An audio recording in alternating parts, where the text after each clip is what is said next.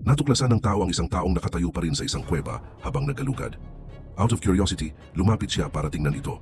Gayunpaman, pagkatapos ng ilang hakbang, naharang siya ng isang hindi nakikitang puwersa. Inipon niya ang kanyang lakas ng loob na abutin at bagamat kakaiba ang pakiramdam.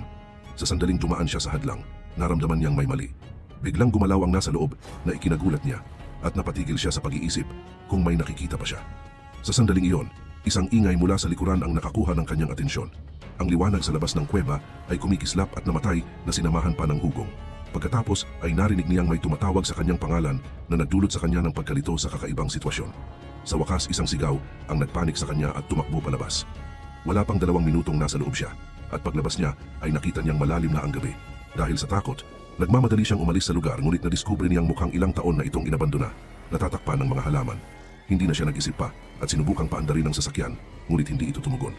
Sa pagtingin sa work ID sa tabi niya, tila nalampasan ito